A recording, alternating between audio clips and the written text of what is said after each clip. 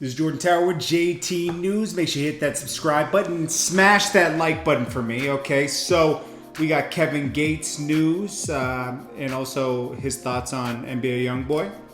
We got Ja Rule in this Fyre Festival suit that's going on. The judge denied his exiting him from the suit. Then we got Snoop Dogg reacting to Tekashi.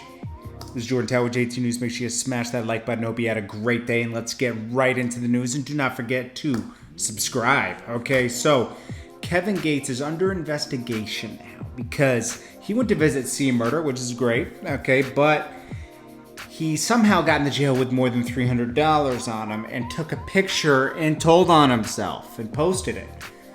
Now, that's known as contraband in jail, I guess. I didn't know that, but I didn't even know they let you bring any money in. But over $300 is contraband, and now he's being investigated for that. And I don't know what the consequences could be. I don't know if he's on probation, if he's on parole, whatever he's on.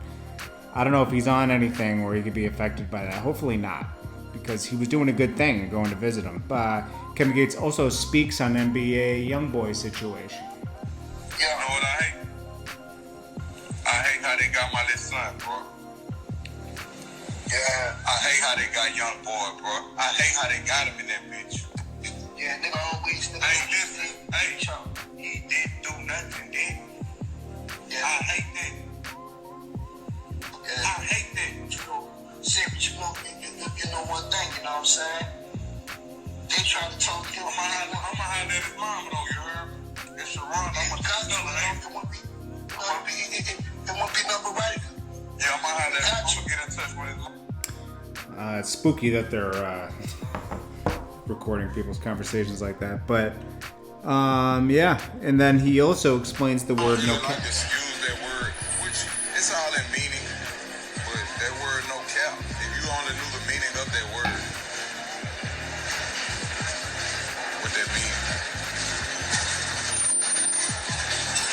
You never hear me say no cap. You never hear me say that. Well, Kevin Gates must be releasing an album soon because he's getting active. And now I'm curious what that word really means. Now let's get into Ja Rule and the Fyre Festival. Now, don't forget, Ja Rule is gonna do the Fyre Festival again with a different name. I don't know what's up with this guy, but he feels like that'll be successful. And, you know, he was he's being actually sued by some of the people for defrauding thousands of ticket buyers who accused the rapper of finessing the people out of tickets. I agree, he was a part of it. He said, you know, even right before, he said the stage is set, less than 24 hours. First annual Fyre Fest begins. Of course, nobody was going. Nobody showed up. Only the people who showed up was the people that get defrauded. Not the people who were supposed to perform. And he knew. And even after this happened, he said it's just a minor setback. It was really spooky. Minor speed bump at the road to success. Ja Rule is not the greatest business guy. He's a great musician from past, and I'm sure he makes plenty of money doing that. But as far as stuff like this, nah. Then, lastly, we got Snoop Dogg reacting to Tekashi getting Jay-Z's, a lawyer that Jay-Z had hired for 21 Savage. He got the same lawyer, which is a really good lawyer. He said, let the rat rot. G-code. Okay. I don't know. You know, everybody's ratting on each other in that case, so pretty much everybody is turning on each other. It's one big mess. Anyways, guys, that's what's going on right now. I appreciate you guys. Stay tuned for financial stuff, and I'll check you guys in the next one. This is Jordan Tower, JT News. Okay, so as I said in the last video, the most important thing is managing your finances. Just getting them under control, not losing your money. Write down everything you're spending money on for 2 weeks. Go over it. I would say do a whole month. Get a journal, get one of those composition books, and write down everything you're spending over the course of a month. And just look where you throw money away. Add up all those little trips to the grocery store where you're just buying a soda and all that. And then try shopping at Costco the next month. Get someone you know. This is what I did to see if it would save me money. I told someone that had a Costco membership already to get me a gift card. Because if you have a Costco gift card, you can shop at Costco. You don't need a membership. So I told someone, get me a $200 gift card. And I just shopped there for 2 weeks, right?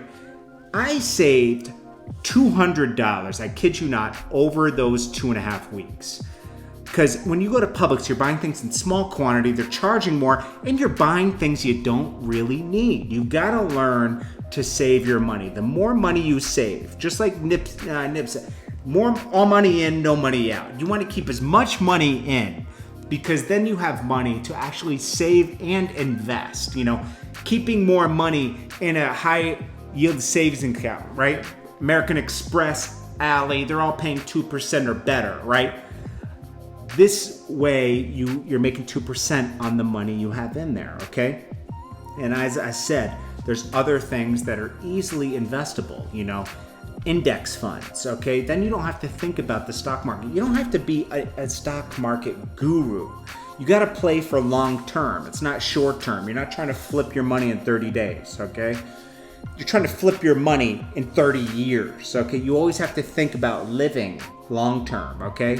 5-10 years down the line, that index fund where you get Charles Schwab or Merrill Lynch, Fidelity, you can go in. Fidelity is the best place to go with your money because they can give you safe investments. Now, there's always a risk you could lose money, and especially in the index fund because you're investing in the top 500 companies, right? But if you look historically at the stock market, things go up, down, but they usually recover, okay? Because if they were to stay down, an index fund, down forever, the economy's doing really bad and everybody's really hurt, okay? Bonds, you could play a 10-year game, 5-year game.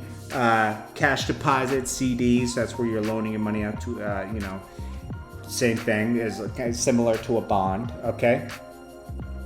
But you need money.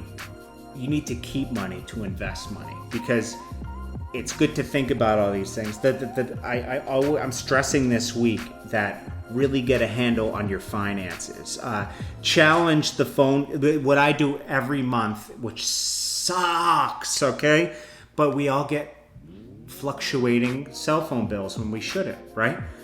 This month my bill is $140. Why? I have a $75 plan, unlimited, right? I paid my phone off. I'm not paying my phone. So $75, but $140. Why is it $140? You got to call these companies and challenge your bills all the time because they will get away with. If you don't challenge the phone company, it's not like they're the only game in town. AT&T's not the only game in town, or Verizon. I have Verizon, right? Verizon, I call them every once in a while, and I'm like, hey, I might switch to AT&T, or I might go to Sprint, man. They got a better deal over there. And they're like, let me see what I can do for you, sir. How does me taking $40 off right now sound? I said, that sounds great. You can call cable companies don't really budge. They don't, okay? Insurance companies budge. Car insurance.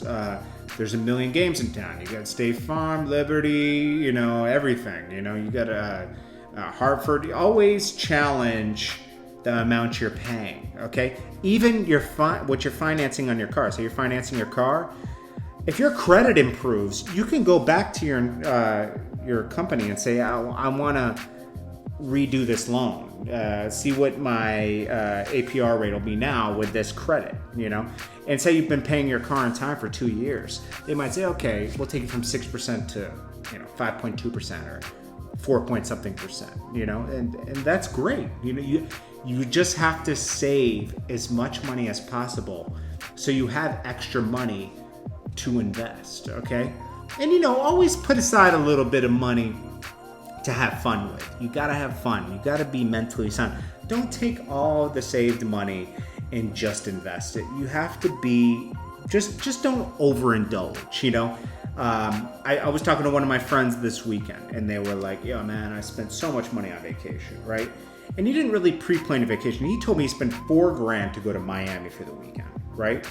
$4,000? He said, yeah, I stayed on the beach, cost $700 a night. Yeah, and this isn't someone who's making a ton of money. This is someone who's making like, $1,000 or $2,000 a week. That's not a lot, because at the end of the month you got bills and everything. It's not enough to be spending $1,000 a night on a room, you know. That's called overindulging. Stay a little bit away from the beach. Take a cab to the beach, okay? Like, you know, think about how you're spending your money, because that vacation will be over in 2 days, and you could with a little bit more effort, right? Get up a little earlier, get to the beach. You know, you would have been fine, okay? You don't have to stay right on the beach. Look for deals on Priceline and stuff like that, you know? Pre-plan your vacations. Don't spend all your money on vacations. Be careful with the amount of money you're giving to clothing designers. Like, don't go buy the Louis belt and the Gucci belt. That's not going to make you any more money.